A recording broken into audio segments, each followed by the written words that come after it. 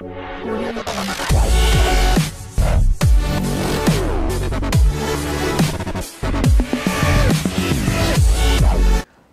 रसिक मित्र हो, नमस्कार. आज आपल्या मल्हार कम्युनिकेशन प्रस्तुत लोकप्रिय असलेल्या हॉबी डू बी डू अर्थात एक तरी छंद असावा हे ब्रीद घेऊन वाटचाल करणाऱ्या या संवाद कट्ट्यावर आपल्या खानदेशातील सुप्रसिद्ध ज्येष्ठ जुने जाणते असे प्रकाश योजनाकार आणि प्रामुख्यानं सर्वांना मदतीला धावणारा अजात शत्रू असा मनस्वी कलावंत तंत्रज्ञ पियुषभाई रावळ हे आज आपल्याशी गप्पा मारायला आलेले आहेत. आपल्या संवाद कट्ट्याचे पाहुणे आहेत. 158व्या भागामध्ये आपण त्यांना बोलतं करणार आहोत, त्यांच्याशी छानपैकी संवाद करणार आहोत. विषय आहे प्रकाश योजना, महत्त्वाचं नाट्यतंत्र. पियुषभाई, आमच्या या हॉबी डू बी डूच्या संवाद कट्ट्यावर आपलं मनस्वी आणि सहर्ष स्वागत आहे. नमस्कार. मित्रांनो, एक यशस्वी प्रकाश योजनाकार, एक भला माणूस, सर्वांना तत्परतेने मदत करणारा असा तंत्रज्ञ कलावंत अशी ओळख तर त्यांची आहेच आहे. पण भुलाबाई महोत्सवाचे यशस्वी आयोजक, अनेक दिग्गज कलावंतांच्या कार्यक्रमांची, सांगीतिक कार्यक्रमांची प्रकाश योजना, प्रथितयश व्यावसायिक कलावंतांच्या कार्यक्रमांची प्रकाश योजना पियुषभाईंनी अत्यंत तन्मयतेनं केलेली आहे. अनुभव संपन्न आहेत, प्रतिभावान आहेत आणि प्रकाश योजना हे एक महत्त्वाचं नाट्यतंत्र आहे. आणि जे आपल्यापैकी या क्षेत्रामध्ये थिएटर करणारे आहेत, परफॉर्मिंग आर्टमध्ये जे आहेत, त्यांना प्रकाश योजनेचं महत्त्व वेगळं सांगायला नको आहे. तर पियुषभाई, मला सांगा की नेमकं प्रकाश योजना म्हणजे काय? प्रकाश योजना म्हणजे एखाद्या नाटकामध्ये जे लोक अभिनय करतात. अच्छा. तर ते अभिनय कसा करतात, त्यांच्या चेहऱ्याचे एक्सप्रेशन कसे असतात, बर तर ते स्पष्ट दिसावं म्हणून आपण प्रकाश योजनेची व्यवस्था करतो तिथे. नाही तर स्टेजवर अंधार पडला आहे आणि तो माणूस एकदम तन्मयतेने हावभाव करतोय पण ते दिसत नाही चेहऱ्यावर, म्हणून त्यासाठी जी आपण व्यवस्था लावली आहे तिला प्रकाश योजना म्हणतात. वा, साध्या सोप्या भाषेमध्ये आपण सांगितलं.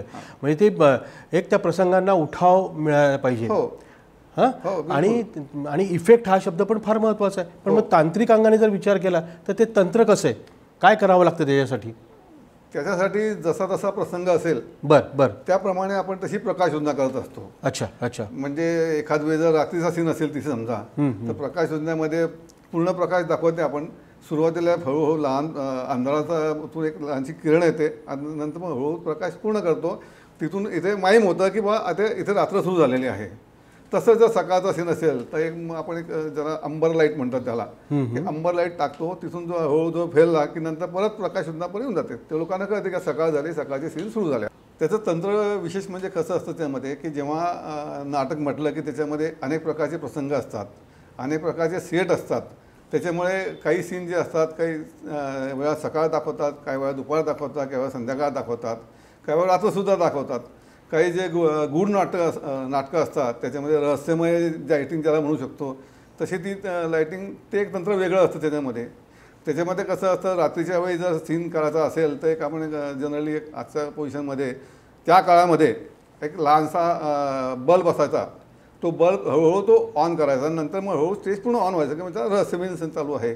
नाही तर काही वेळेला काय साईडने लाईटिंग करून सुद्धा त्या माणसाच्या चेहऱ्यावर फक्त प्रकाशझोत करायचा आणि त्या प्रकाशझोतमध्ये तो माणूस हळूहळू पुढे यायचा आणि बाकी सगळा अंधार असायचा. त्यामुळे त्या रहस्य नाटकाची लोकांना उत्कंठा वाढायची.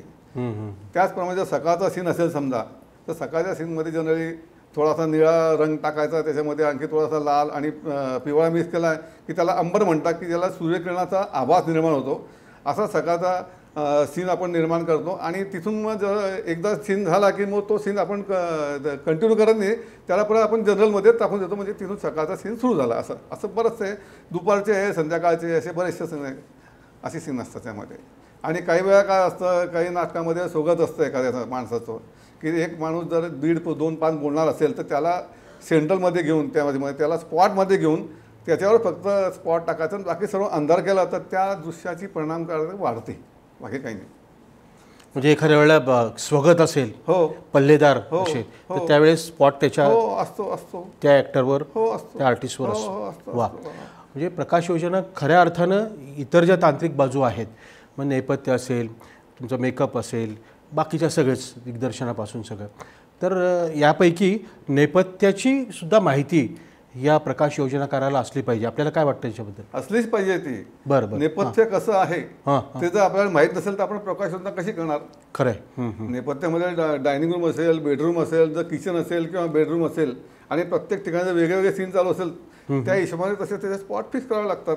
जर बेडरूमचा सीन चालू असेल तर बेडरूमचेच फक्त लाईट चालू करून बाकी सगळे बंद करायचे असतात. त्यामुळे त्या बेडरूमच्या सीनची परिणाम कारणता वाढते आणखी त्यामुळे. त्यामुळे नेपथ्य हे कंपल्सरी आहे. तसं त्यावेळी ते डायरेक्शन कसं असतं, कसं केलं काय असं त्या हिशोबाने सुद्धा तशी प्रकाश योजना करावी लागते ती असं आहे. बरं मग प्रकाश योजना या शब्दामध्ये योजना पण महत्त्वाची आहे. म्हणजे आपण नेहमी म्हणतो की योजना आखताना भान ठेवा आणि राबवताना मात्र बेभान व्हा. तर काही पेपरवर्क आपण करतात का काय आणि काय अशा या फील्डमध्ये येणाऱ्या आमच्या ह्या हौशी कलावंतांना काही टिप्स तुमच्याकडनं हव्या आहेत की काय केलं पाहिजे? हो प्रकाश योजनामध्ये ते जो डिझाईन आपण डिझाईन उतरून घेतो आपण त्याच्यामध्ये. पहिले आपण मोठं स्टेज आखून घेतो त्याच्यामध्ये नेपथ्य त्याचं कसं कसं असेल तेवढं चौकोन करून त्याच्यामध्ये आपण लाईट फिक्स करतो आणि मग डायरेक्शन जसं असेल त्या माणसाचं की हा डायरेक्शन सांगितलं की हा माणूस यावेळी असा उभा असेल तर त्या हिशोबाने त्याच्या दिशेने जो प्रकाश होत आहे तो टाकावा लागतो. त्याला ही प्रकाशाची योजना असते. वा वा वा असं नक्की नक्की नक्की. आपला कलाप्रवास फार मोठा आहे. सुमारे 45 वर्षाची ही कला साधना आहे आणि आपण सतत बॅकस्टेज आर्टिस्ट म्हणजे आम्ही नेहमी म्हणतो की बॅकस्टेज आर्टिस्ट हा बॅकबोन असतो, कणा असतो तो या सगळ्या सादरीकरणामध्ये. तर कधीपासून सुरुवात झाली बरं आणि पहिलं नाटक आठवतंय ज्याचं आपण प्रकाश योजना सांगा बरं? पहिलं नाटक जे माझं होतं ते विकास मंडळाचं होतं. बरं बरं बरं. त्यावेळी ज्येष्ठ दिग्दर्शक कैलासजी काका पाटणकर त्याचे दिग्दर्शक होते आणि वरसामधला रिकामा अच्छा हे त्या नाटकाचं नाव होतं. बरं बरं. त्यामुळे मी थोडी भूमिका पण केली होती आणि त्या नाटकाचं प्रकाशना पण मी केली होती. नंतर ते थोडं माझं पाहून आमचे मित्र कैलासासी मुकुंद थत्ते यांच्याशी झालं की याला प्रकाश योजनेत इंटरेस्ट आहे. मग त्याने त्या हिशोबाने तसे मला त्याने पुढे नेत गेला. त्याच्याकडनं मी मला शिकत पण गेलो. म्हणजे थत्ते बरोबरचा माझ्या प्रकाश योजना शिकण्यामध्ये खूप मोठा वाटा आहे. नक्कीच. हां ते म्हणजे मी कबूल करतो त्या बाबतीमध्ये. आणि मग हळूहळू सपोर्ट असलाच पाहिजे. नंतर मग काय व्यावसायिक जे प्रपंच असतात ते सुद्धा करावे लागतात. मग सर्व्हिस करायची आहे. नाटकाची छंद समजा आपला कंटिन्यू ठेवायचा असेल त्याच्याशी कंटिन्यू राहायचं असेल आपल्याला समजा तर आपण त्याच्याशी अटॅचमेंट जर हवी असेल तर काय करायला पाहिजे बाबा. तर मग आपण मग हळूहळू ते प्रकाश योजनेकडे वळलो. नाहीतर नाटकात कामं सुद्धा मी केलेली पूर्वी. बरोबर बरोबर. मला असं वाटतं की मला आठवतंय बाबा गोरेंचे नाटकाचं 78. बरं बरं बरं. बाबा गोरेंचं 35 लोकांचं नाटक होतं ते. बरोबर. आपल्या ITI मध्ये ती प्रॅक्टिस चालायची तिथे. तर त्याची पण लाईट्स मिस केलं. त्याचं पहिलं प्राईज मी घेतलेलं त्यावेळी. क्या बात. हां त्यावेळी म्हणजे प्रकाश योजनेचे बरेचसे प्राईज घेतलेले. आता मलाही स्वतःला आठवत नाही किती घेतले काय घेतले असतील पण आहे. पण म्हणजे तेवढे लोकांची तेवढे आपल्याला आणि एक आपल्या कामाचं नेमकं अमित छाप जी बघायला मिळाली आणि अनुभवता आलं ते म्हणजे दुर्गा झाली गौरीच्या निमित्ताने. तर त्याची आठवण कशी सांगाल बरं? विवेकानंद प्रतिष्ठानने निअरअबाउट 230 मुलांना घेऊन दुर्गा झाली गौरी हे महानाट्य केलं होतं. अच्छा अच्छा. ते नाट्य नंतर मग त्याचे प्रयोग पण झाले मला वाटतं. बरेच प्रयोग झाले. म्हणजे ते बरेच पुण्याला झाला, नाशिकला झाला, औरंगाबाद झाला, सगळीकडे झाला तो. सतीश देशमुख आणि हो दिग्दर्शन त्यांचं सतीश देशमुख यांचं होतं आणि मग ते खूप मोठा ताफा होता तो. अच्छा. त्यावेळी नयबोट मी त्या नाटकाला 36 पार आणि 40 स्पॉट वापरायचो. आणि त्या काळात आता जसं तुम्हाला स्लायडर भेटतात ऑपरेट करायला तसं नव्हतं. त्या हंड्या होत्या पूर्वी. मग त्या एका हंडीवर 2-2 लाईट करून ते काय काय आता म्हणजे असे 2-2 हाताने फिरून ती लाईट योजना करायची असते. अजून मग जेवढे महाराष्ट्रात जे थिएटर आहे आज पण त्याच्यामध्ये बऱ्याच ठिकाणी अजून तर त्या हंड्याच आहे. आता हळूहळू त्याच्या सुधारणा होऊन लोकांनी स्लायडर वापरायला सुरुवात केलेली आहे. आता स्लायडरमुळे बरंचसं काम इझी होऊन गेलं आहे. पण पहिलं काळानुसार बदललंच पाहिजे. आधुनिक तंत्राचा वापर केला पाहिजे. नाशिकच्या एका नाट्यमंदिरमध्ये तर त्यांनी हंड्याने त्यांची अशी व्हील अशी जसं आपण पूर्वी जातो स्टेशनावर किंवा जी कॅबिन होती त्याला जसं सिग्नल ओढायचे लोक त्या टाईपचं ते तसं होतं. एका नाटकाला तर म्हणजे दोन्ही हाताला घेऊन पायाने सुद्धा मी खाली गेलोय तो सीन ओपन करण्यासाठी. क्या बात. ते खूप अनुभव वेगळे आहेत त्याच्यामध्ये, भरपूर त्यामध्ये आहे. मग एक ऑपरेशन दगड म्हणून आम्ही कटकला गेलो होतो. एकांकिका होती ऑपरेशन दगड म्हणून पंचमची. तिथे सुद्धा आम्ही तिथे गेलो, पण तिथे दुर्दैवाने खूप मोठं सायक्लोन वादळ आलं होतं. तर वादळात आम्ही तिथे 8 दिवस अटकून गेले होते. बरं बरं बरं. मग तिथे लाईटिंग काय करायची काय नाही करायची. मग त्याने थोडी व्यवस्था केली. त्याने एक लहानसा हेल्जून आमच्या हातात देऊन टाकला. बरं. मग जसं आम्ही हातात ठेवून जसा असा तो कॅरेक्टर फिरायचा तसं त्याचा आम्ही फिरवायचे त्यावेळी. त्यावेळी नैसर्गिक आपत्तीमुळे वेगळा प्रयोग झाला. हो हो. तिथे खायची प्यायची आबाळ, खायला काही नाही, प्यायला काही नाही, लाईट गेलेले, सगळे मोठे मोठे पोल खाली पडलेले, उद्ध्वस्त झालेल्या तिथे 8 दिवसामध्ये. पण त्या माणसे रसिकता कायम ठेवून त्याने शो केला आणि आपण पण त्याला तेवढी जाग देऊन टाकली. तो एक खूप अनुभव वेगळा होता. असे पण सुद्धा अनुभव गाठीशी असतात. तुम्ही उल्लेख केला ते वादळाचा वगैरे वगैरे. तर मग ती आता रंगमंचावर वादळ असेल, मागचा समुद्र असेल, नंतर विजांचा कडकडाट असेल वगैरे वगैरे, याच्यासाठी सगळं हे तंत्र प्रकाश योजना फार महत्वाचं आहे. त्याला स्ट्रोकर म्हणतात. बरं बरं. जेव्हा विजांचा कडकडाट आपण करतो ना तेव्हा ब्ल्यू लाईट आपण टाकून देतो पूर्ण रंगमंचावर आणि त्याच्यावर विजांचा कडकडाट केला की स्ट्रोकर जो हलतो त्याच्यामुळे लढाईचे सीन जे असतात बरेचसे ते सुद्धा त्याच्यामध्ये आपण कव्हर करू शकतो. बरं बरं बरं. तेवढा आभासी ऐतिहासिक पौराणिक वगैरे लढाईचे तो आभास असतो. लोक तिथे खेळत आहे, तो इफेक्ट मिळतो आपल्याला. चालू असल्यामुळे ते लढाईचा इफेक्ट होतो. आता तर काय पुढे वाईट पडदा ठेवायचा, मागून स्पॉट मारायचा आणि मग तिथे किंवा आता तर नवीन सुरू झालं की तुम्ही आता डायरेक्ट सीन उभं करून टाकतात. समुद्राचे सीन असतात, ते असतात. पण त्याला बॅकग्राऊंड म्युझिक पण त्याला खूप लागत असतं. त्या म्हणजे प्रकाश योजना आणि बॅकग्राऊंड म्युझिक जर असेल तर प्रॉपर त्या टायमाला एखादी गोळी सुटली आणि त्याच टायमाला लाईट बंद करायची असेल तर तो जो कॉम्बिनेशन ते सुद्धा सांभाळावं लागतं आम्हाला. असं आहे. त्याच्या गमती एक त्यातली गंमत सांगतो तुम्हाला. म्हणजे एक राज्यनाट्यामध्ये नक्की आवडेल. राज्यनाट्याला मी एक छानपैकी शो करत होता. आदिवासी लोकांचा शो होता. बरं बरं. असे आदिवासी समुद्र होते आणि ते मारामारी होते आणि तो मेजर त्याला गोळी मारतो. तो आदिवासी त्याने हे घातले असतात सर्व वल्कल त्या काळातले झाडं पानं सर्व बांधले असतात. असा हट्टाकट्टा होता आणि तो असा आडवा पडून गेला मस्त छानपैकी. आणि त्या मुख्य मोरक्याचं तर भाषण सुरू गेलं की असा इनको मारणे कोणा, हे करणे कोणा. तर तितक्यात तो एक आवाज सुरू झाला एकदम त्याचा घोरण्याचा. तो जो खाली पडला होता त्याला झोप लागून गेली. अरे बापरे. आणि तो घोरायला सुरुवात केली त्याची. अच्छा. बरं घोराची काय आवाज येतो कुठून म्हणला लक्षात हा घोरून आलाय, आता काय करावं झालं याला. तर घोरता नंतर तर एकदम असं झालं की काय करावं. मग शेवटी करत तो जो माणूस होता बोलणारा तो थोडा पलीकडे उभा होता म्हणून त्याच्यावरचा एक लाईट स्पॉट ॲडजस्ट करून टाकला आणि मग त्याला फक्त बंद करून टाकला तेवढा लाईट. ही समय सूचकता पण असली पाहिजे तंत्रज्ञानाला. चालू याच्यामध्ये 2-3 स्पॉट उडून जातात. मग त्याला कुठून तरी कसे तरी ऍडजस्ट कारण तो सीन तो त्यावेळी महत्वाचा असतो. बरोबर. बरं प्रकाश योजनेमध्ये डिमर पण एक काय त्याचा उपयोग होतो? बरं डिमर म्हणजे प्रकाशाचा जो वेग आहे तो कमी जास्त करतो तो. अच्छा. कमी असतं एकदम. काय आपण बटन लावून आपण शब्दशः अर्थ जर घेतला तर डिम करणं म्हणजे मंद करायचं, त्याला ओपन करायचा. काही सीन असे असतात की त्याला अर्धे ओपन केले तरी चालू शकतात. त्याला पूर्ण प्रकाशाची आवश्यकता नाही कारण तो तेवढा त्याचा चेहरा पुरता आपल्याला खूप झालं तसं. आजकाल त्याला फूट म्हणतात, फूटमध्ये ते ऍडजस्ट करतात. पण आजकाल कसं होऊन गेलं ते त्याला फूटमध्ये ऍडजस्ट केलं पण त्याची मोठी सावली मागे पडते ती पडायला नको. बरं ते बघावं लागतं प्रत्येक वेळी. त्याची त्याच्या पुरताच पाहिजे तेवढा तो. म्हणून त्याला जेवढा कमी त्याला डिमर त्याला कमी करता येईल तेवढा आपण कमी करतो. आपल्याला फक्त मुख्य काय असतं त्या कलाकाराच्या चेहऱ्याची हवा बघायची असते. नक्कीच. बाकी तर मग प्रकाश योजना काय जुन्या नाटकामध्ये फक्त 3 बल्बमध्ये अख्खं नाटक घेऊन घ्यायचे ते. खरंय. आता कंदिलावर सुद्धा नाटकं केलेली माणसं आहेत. मी स्वतः पहिले इथे त्या खेडेगावामध्ये जेव्हा रात्री हे करायचे लोक धावळा तमाशा करायचे गॅस बत्ती करून करायचे. नक्की. ट्रॅक्टरची मागची ट्रॉली त्याच्यावर करायला सुरू होते. हो. ट्रॅक्टरची टोले त्याच्यावर स्वतंत्र टाकले की त्यांचं नाटक सोडून जातं त्यावेळी ते. खरंय. बरेचसे. बरं नवरात्र उत्सव किंवा कुठलेही उत्सव आणि सामाजिक याच्यात पण तुमचं योगदान असतं, तुम्ही अग्रणी असतात, आम्हाला सगळ्यांना ते माहिती आहे. तर मग आता सध्याचं युग जे आहे ते इव्हेंट मॅनेजमेंटचं आहे. तर सणांसुद्धा इव्हेंट मॅनेजमेंटच्या मार्फत किंवा त्याचा उपयोग करून ते स्किल अप्लाय करून करतात. तर त्याच्यातसुद्धा लाईट इफेक्ट्स येतात बऱ्याच वेळेला. हो, मग त्याच्याकडे कसं बघता तुम्ही? अलीकडे त्याचा तो एक व्यवसाय झाला आहे. कसं आहे, आता जे इव्हेंट जे होतात ना ते खूप मोठ्या प्रमाणात होतात. बरं. मोठ्या प्रमाणात होतात, म्हणजे ॲट अ टाइम समजा एखाद्या चॅनलचं सुद्धा प्राईज डिस्ट्रीब्युशन असेल. तेच सांगतोय की रंगारंग. ॲट अ टाइम समजा 40, 50, 80, 90 कलाकार असले ना, तर आताचं जी प्रकाश योजना झाली आहे ना ती आता कॉम्प्युटराईज झालेली आहे. बरं. ते कॉम्प्युटरमध्ये त्याने सेट करून ठेवलं की आता हे 10 जे बल्ब आहे ते एका ह्याच्यावर सेट करून घ्यायचे. आपण जसं टच केला की तो ऑटोमॅटिक सुरू होऊन जाईल तो. अच्छा. आणि म्युझिकच्या हिशोबाने आता ते म्युझिकच्या हिशोबाने सुद्धा लाईट ऑटोमॅटिक सेट होतात.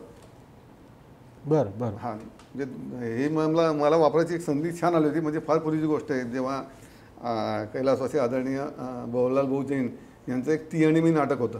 हो. त्या नाटकाचे प्रकाश सुद्धा मीच करणार होतो. त्यांचं आत्मकथन पण त्यांच्या पुस्तकावर आधारित. हो. आणि सुदैवाने आम्हाला ते पुढे परदेशी तिची वारी जाणार होती. होय. आता ते न्यूयॉर्कला आणि त्या साईडला सुरू होतं. तर नंतर आम्ही तिथे तपास केला, ते थिएटरचा तपास केला. तिथे म्हणजे कॉम्प्युटराईज लाईटिंग असं आहे. म्हणजे तो काही ते त्यांच्या विजाच्या अडचणीमुळे तो शो झाला नाही. ती खंत राहिली मनामध्ये. नाही तर आपण तिथे सुद्धा जाऊन छानपैकी आपल्या भारताचं नाव मोठं केलं असतं तिथे. नक्कीच. बरोबर. आणि एक आणखी आहे की कलाकार खूप मोठे असतात, जे खरोखर शालीन आणि कलाकार असतात. त्यांचा एक अनुभव छान सांगतो मी. आपल्याकडे जनता बँकेने संगीत रचना केली होती. त्याच्यामध्ये 4 मोठे कलाकार होते, म्हणजे वीणाजी सहस्रबुद्धे, शिवकुमारजी, आपले पंडित जसराजजी, संगीत महोत्सवच होता. हां, आणि आपले झाकीर हुसेन साहेब होते. अच्छा. हां, तर त्याचे लाईट्स पण माझ्याकडे होते कम्प्लीट. म्हणजे त्या सागर पार्कला गेलं होतं. वा. मग मी सर्व सेट केलं होतं. मग शिवकुमारजी आले वरती. ते आले, बसले, इथे पाहिलं, तिथे पाहिलं त्यांनी. मग त्यांनी तिथून डायरेक्ट लाईट्स कोण करा बोले. मी समोर होते. ते बोला सर मैं करता सर, एक काम करो बोले, उसको थोड़ा कम कर दो, इसको थोड़ा कम कर दो. अत्यंत अद्भुत आहे बरं, अत्यंत अद्भुत आहे. म्हणजे त्यांच्या हिशोबाने किरकोळ माणूस होता तसं पाहिलं होता. ते खूप मोठा माणूस, मी किरकोळ, पण त्याने अद्भुत आहे. थोडा इसका कम कर दो, उठ जाओ बोले वहाँ से अभी. बरं बापरे बोले, काय झालं? म्हटलं काय झालं? वहाँ से उठ जाओ बोले. ठीक है. वो चेयर पकड़ो बोले, 10 कदम पीछे जाओ, वहाँ बैठो, वहाँ से देखो अब कोई छेड़खानी मत करना बोलते. वा. खरंच म्हणजे मोठमोठ्या कलाकारांना समोर मग घेतलेलं आहे. म्हणजे गंध्यावाला जेव्हा आपले हरिप्रसादजी चौरसे जेव्हा आले होते ना, माणसाची असतो तिथे जाणवला मला. म्हणजे मी ते बसलेलो आहे आणि तुम्ही ते समोर बसलेले आहे. कधी फायला असं तसं फक्त पिन ड्रॉप सायलेन्स ह्याच्यामध्ये फक्त त्याने सांगलं की थोडा कम करतो एन्जॉय करतो. म्हणजे हे मोठ्या माणसाकडनं आपण हे जास्त शिकलो मी. खरं. किती मोठा झाला माणूस तरी आपण सभ्यता सोडायला नको. गेल्या काही वर्षांपासून भुलाबाई महोत्सवाचं एक आगळं वेगळं असं आयोजन तुम्ही करतात आणि ते यशस्वीपणाने करतात. त्याबद्दल काय सांगाल? 15-20 वर्षापूर्वी कैलासवासी डॉक्टर अविनाशजी आचार्य हे सामाजिक क्षेत्रात फिरत असतात, कायम त्यांचे सामाजिक काम चालू असतं. तेव्हा त्यांना असं जाणवलं की आपली काही लोकपरंपरा आहे बरं ती लयाला पावते. त्यात म्हणजे आपल्या खानदेशामध्ये जास्त करून आपली भुलाबाई महोत्सव आहे. भुलाबाई महोत्सव म्हणजे माहेरीला आल्यानंतर ज्या मुली एन्जॉय करतात, सर्व करतात, तो एक चांगला महोत्सव आहे. आणि म्हणजे लहानपणी तर मी भुलाबाईमध्ये आमच्या बहिणीच्या मागे फिरवायचं, खाऊ काय म्हणून, बाकी काही नाही. प्रत्येक ठिकाणी जाऊन कसा खावायचा काय होतं ते फिरायचे तिथे. तर ती भुलाबाई महोत्सवमध्ये त्यामध्ये ती परंपरा जपायची म्हणून आदरणीय डॉक्टर कैलासवासी अविनाशजी आचार्य यांनी ही सुरुवात केलेली आहे. आणि नंतर मग केशव स्मृती प्रतिष्ठानच्या थ्रू त्याला आणखी चालना मिळून आजचे विद्यमान जे आपले भरतदादा आंबळकर त्यांनी सुद्धा त्याच्यामध्ये खूप प्रोत्साहन दिलं या बाबतीमध्ये. आणि हा भुलाबाई महोत्सव चालू आहे ना. आज पहिले आम्ही फक्त जेव्हा सुरू केलं तेव्हा फक्त 15 संघ होते. आज कमीत कमी 80 संघ असतात. 300 लोकांपासून सुरू केलेलं आज कमी 1300 लेडीज तिथे हॉलमध्ये बसलेले असतात, फुल एन्जॉय करता येतात. आणि ते आम्ही सेलिब्रिटी पण अशा बोलवतो की ज्या स्वतःहून त्या स्वतःच्या कर्तव्यावर वरती आलेल्या आहेत. वा. म्हणजे हिरोईन बिरोईन काही बोलायचं कसं काही नाही आहे. नाही. अच्छा. म्हणजे आम्ही मागच्या 2 वर्षापूर्वी भुसावळच्या रेल्वेच्या मेलच्या ड्रायव्हर बोलवल्या होत्या. नंतर ती गार्ड जी बनते तिने बोलवलं होतं. तिने त्यांचे जे अनुभव सांगितले ते एकदम असं कसे अंगावर काटा आणून ते इतरांसाठी खूप प्रेरणादायी होते. खरं आहे, खरं आहे, खरं आहे, खरं आहे. बरं, राज्यनाट्य स्पर्धा कलावंतांना घडवणारी आणि रसिकांना सुद्धा घडवणारी अशी स्पर्धा आहे. याच्यामध्ये आपले गेल्या अनेक वर्षांचं योगदान आहे. प्रकाश योजना या संदर्भामध्ये तर अनेक पारितोषिकं तुम्ही मिळवलेली आहेत, रौप्य पदकं मिळवलेली आहेत. तर ह्या अशाच हौशी कलावंतांना काय टिप्स तुम्ही द्याल की काय खबरदारी स्पर्धेची प्रकाश योजना आणि व्यावसायिक नाटकांची आणि हौशी नाटकांची करताना घेतली पाहिजे? आपण काय सांगू शकाल? स्पर्धेची म्हणजे तसा संदेश देणारा काही एवढा मोठा नाही आहे मी. बरं, एक फक्त टिप्स मार्गदर्शक म्हणून सुचवतो एवढं की बा तुम्ही जे काम करताना ते प्रामाणिकपणे करा. मग ते लहान नाटक असो, मोठं नाटक असो, कसंही नाटक असो, तुम्ही त्या नाटकाला पूर्णपणे न्याय द्या की बा ते नाटक खूप मोठ्या लोकांनी केलं, खूप लहान लोकांनी केलं, मोठ्या संस्थेने केलं, ह्या संस्थेने केलं, तसं काही नाही. तुम्ही तुमच्या कामाशी प्रामाणिक राहा, आपोआप यश तुमच्या पाठीमागे येतं. नक्कीच. वा वा वा वा. रसिक मित्रांनो, खरं तर ही संवाद यात्रा या ठिकाणी थांबूच नाही. पियुष भाईंकडे इतका अनुभव आहे. सांगतो, मला संगीताची खूप आवड आहे. हां हां. हिंदी, मराठी, इंग्लिश संगीतावाडे आणि मी मराठी, हिंदी आणि गुजरातीमध्ये सूत्रसंचालन करतो. मी गुजराती माणूस आहे. Yes yes yes. तुम्ही समाजाचे पण अनेक कार्यक्रम करता. अनेक ठिकाणी बऱ्याच संस्थेमध्ये पदाधिकारी आहे. येस. आपण आपलं काम करत राहावं, लोक बरोबर आपल्या मागे येत असायला. आणि ऑर्केस्ट्राच्या याच्यामध्ये पण इन्स्ट्रुमेंट योगदान. येस. वाजवतो.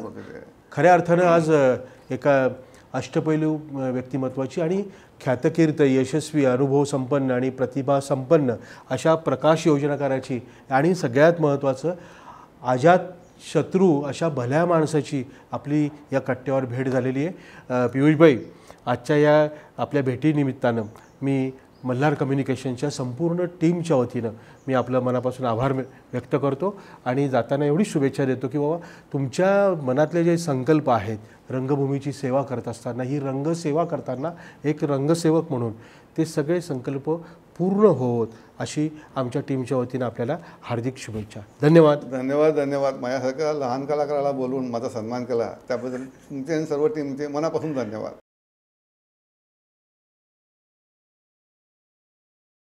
Audio Jungle.